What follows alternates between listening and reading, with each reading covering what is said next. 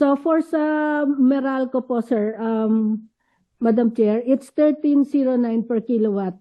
So No, yun po ilan yung nalilibreng 100? Ilan yung consumption dapat ng kilowatt hours para ma 100% ka? 20 kilowatt hour po. 0 20 to kilowatt. 20 kilowatt hour. Kaya nga, 20 kilowatt hours lang ang 100%. Yung iba, ladderized kasi yan eh. Yes, apa. So, sino yung may encourage na mag-apply dyan sa 20 kilowatts? Exactly yung po Okay. yung Sa mga sa tweet, findings. pwede bang hintayin na lang natin yung bill namin ng ating chairperson kasi ang bill namin ay lahat ng nagko-consume ng at least 234 kilowatt hours. Ilibre na po natin yun 100%.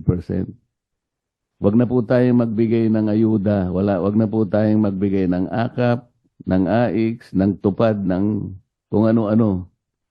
Kasi nalulustay lamang po yung kinwento ko 2025 budget. Ano po, 194 billion pesos ang pinamigay lalong-lalo na po ng eleksyon. AKAP, AIX, tupad, MAIP, may kasama pang 4Ps. Mabuti pa po yung 4Ps, may guideline po yan eh. May conditionalities. Parang AKAP, Maria Josep na. AIX, tupad. Wala naman pong wala pong record na naibigay talaga. At wala ring record kung na-benefit talaga sila.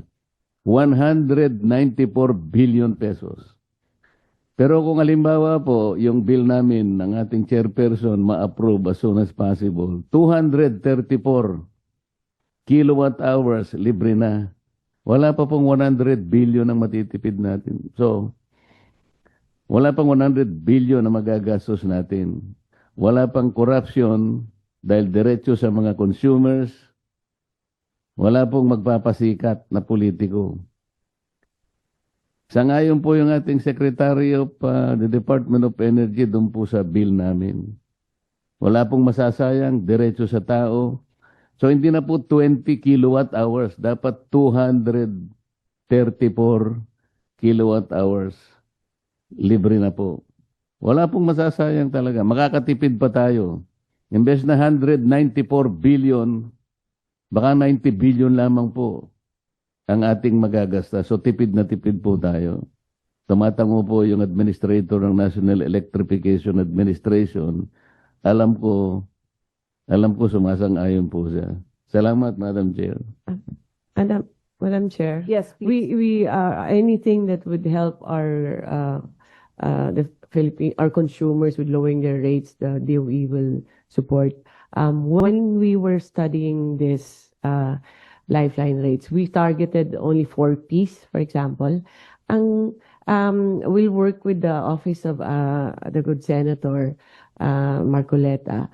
Ang problem ng 4Ps, especially I think here in Metro Manila, nag-uupa lang sila or they live with somebody else lang and they're not the ones in the records of Meralco. So that's where we had a problem na hindi namin ma-include sila automatically. But if there's a mechanism in the bill, and I think that would work also. Just safeguards lang, ma'am. But in terms of, and this might be a question that we'll need the input also of DSWD and DBM, no? But lucky for us, I chair the Committee on Finance Budget for DSWD naman. So madali naman natin ma-check kay Secretary Rex. I wanted to know the cost of this. I'm looking at your sample illustration and dun sa 71 to 100% kilowatts, the undiscounted bill is 1,309. Ayan, ito, di ba? So if I will double that, kasi yung proposal ni Senator Marcoleta is 200 plus. Then that's, so 1,309 times 12 months, because this is a monthly bill, right? Is 15,700.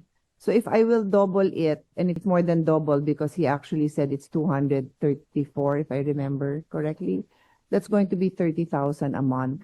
For how many? For mga 4 million. So 30,000 times 4 million is 30,000 times 4. Sabi ng calculator ko, 1.2e to the 11th. Ano ibig sabihin nun? 120 billion. Ayun, kayang-kayang kunin sa flood control yan. 120 billion. Okay, anyway, it's good to have these numbers and it's good to have a starting point. I mean, if you can identify, kasi yun nga, si 4Ps at least identified siya, di ba? So it's something that we can think about. I don't think there's anything that prevents us, pero in terms of sustainability, mahirap to do something even within the budget. Kaya yan eh, we can do something. The problem is you'll have to keep doing that every budget. So it's really good that there's a law. It's going to be more sustainable.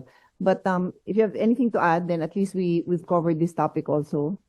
I'll just add na the first is the identification and the matching. We're trying to ano tawag dito, yung levels, no? Dito kasi may 100%, 50%, 35%. There's 4 levels.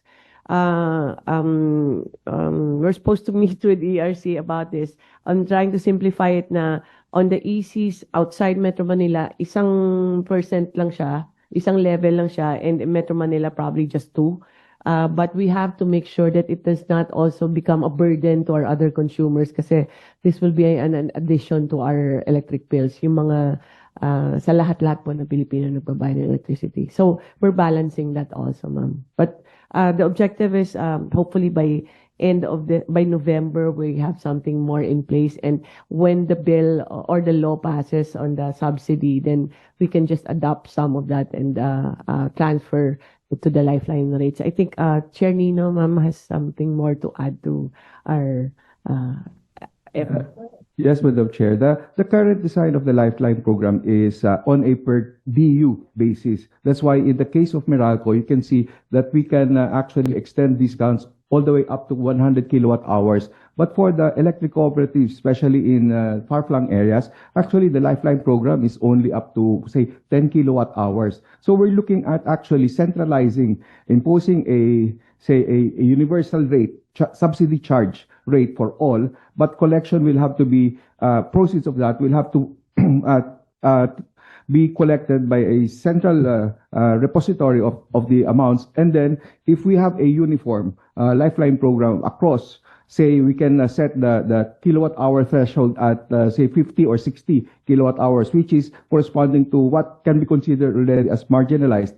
Then we have already, say, for that consumption, you have 50%, and then for half of that 30%, you can 30 kilowatt hours, you have 100% discount. Then you can actually have a uniform implementation, and whatever subsidy collections you get from the Meralco franchise areas, actually you are able to subsidize the consumption in the far flung, like in the electric cooperatives, where the current Lifeline program is at 10 kilowatt hours. So actually you are able to capture and assist these marginalized customers in the electric cooperatives in the provinces. And we are actually expanding the coverage of the Lifeline program without adding burden to the subsidizers, the other consumers that are paying the Lifeline subsidy charge. We're ironing out the details with the Department of Energy, and hopefully we'll be able to actually implement it just by automatic, like what the Secretary has said. If we can actually extend this already automatically to those that are listed under the 4Ps, then that will also ease the burden of the current implementation of the Lifeline program, where they would need to actually register and qualify per DU. Madam Chair, just for ano lang, our target actually is to finish this 2 Lifeline and net metering. We can report to you by November. Tapusin namin na yun yung instructions that will finish this So it's gonna- by November, I was ma'am. going to That's ask the target. what is your internal timeline? Because all the data we need would basically come from you, no? So end of November. Sige, so mid-November. So while we're doing the budget, maybe we can just catch up, and then if there's need for legislation, we can support. If it's just a budgetary concern, that we can also support during the budget process, no? In addition to that, we are closely working with Meralco because it's our biggest BU. Yes. So by mid-November, we are actually scheduling, if the committee would like to attend, a launching of the whole new process for Lifeline and net metering. Okay. Okay, thank you. All right, sige, let's proceed to the next item. Thank you, Madam. Thank you very much. May I request to proceed with the table on the committed capacity during the 2025 SONA. So part of that, next slide please. Sige pa po. It's a table. Yeah, thank you.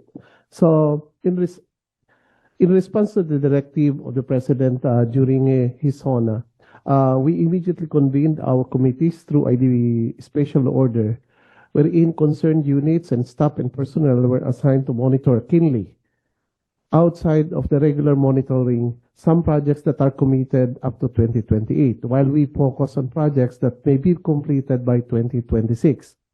So with that, we have Let's give the floor to Senator What is Marcoleta. committed capacity?